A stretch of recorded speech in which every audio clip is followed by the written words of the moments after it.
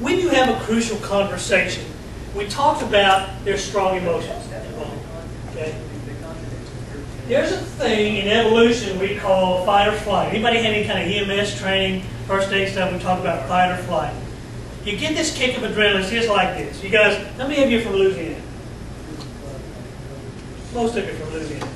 All right, tell me, you got a Sonia, you got a one of those names, one of those French kind of names.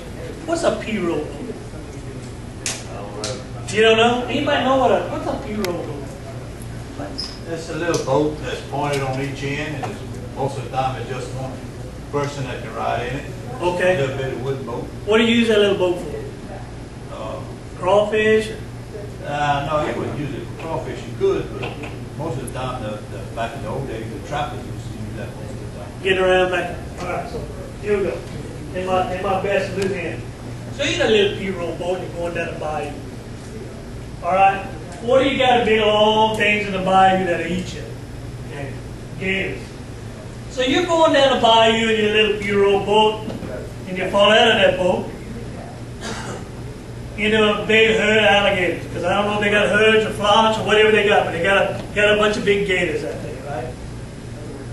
What are your two options? Swim or drown. Fight or flight. You can either fight that alligator, right?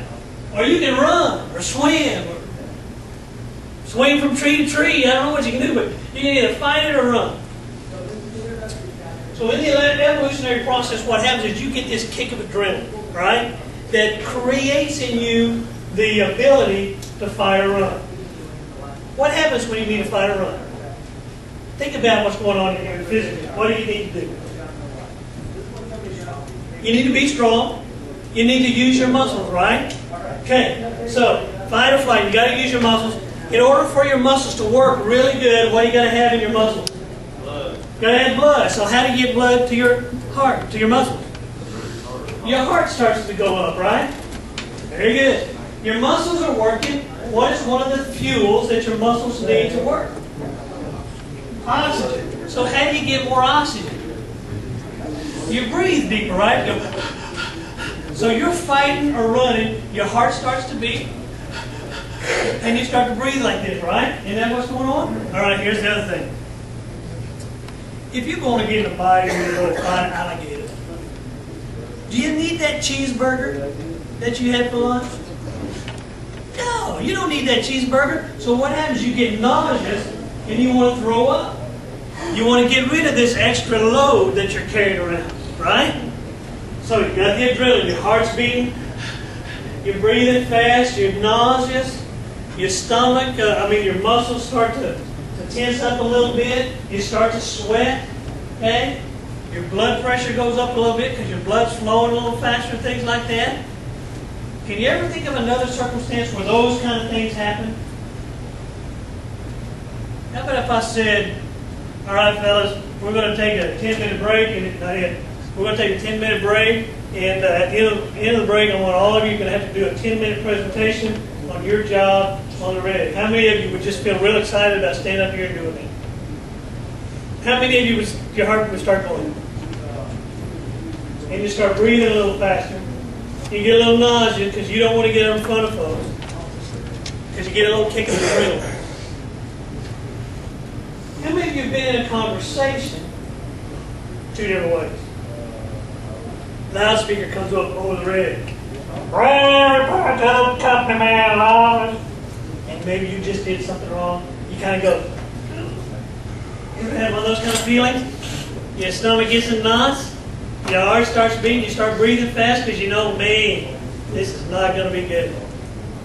Or how many of you have been in a conversation that started out going pretty good, and the other guy gets a little heated, and you get a little heated, and in the middle of the conversation, you find that your heart's beating, and you can't get your breath. Has any of that ever happened to anybody in here? Never to Frank. Anybody else? Huh? Yeah. It happens in the middle of a conversation. Our heart starts beating, our breathing gets crazy, our stomach gets nauseous, and what we've just done is we've got a kick of adrenaline that made us run, fight, or flight.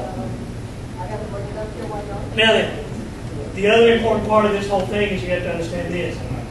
Your blood has to flow to your muscles to make them work, right? It takes some of the blood flow from part of your brain. Decreases that. It's a biological thing that happens. You can't control it. When you get that kick of adrenaline, your brain is not getting quite the blood flow that it normally gets. So what happens is you cannot think 100%.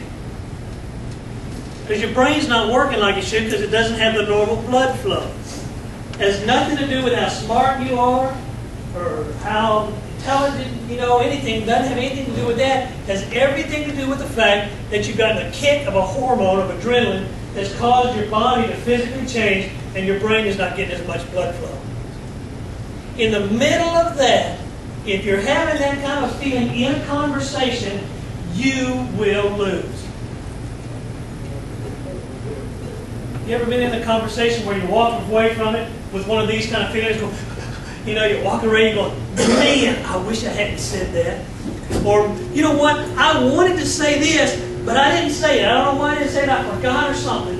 But the conversation just goes south, and it has nothing to do with anything except for the fact that you've got a kick of adrenaline and your blood flow to your brain is different. You're not thinking right. The conversation goes bad, and you have no control. Okay? Now, I tell you all of that for this reason. It happens to you, it happens to me, it happens to everybody.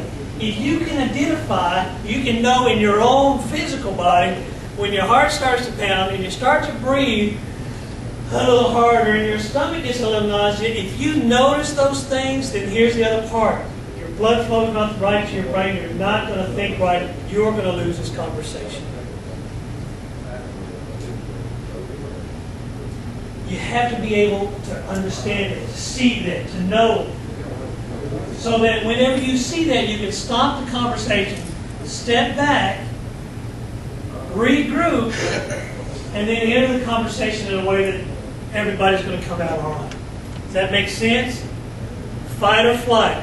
Recognizing the physical characteristics, knowing your emotions and how you react will make a difference in whether your conversations come out right or wrong.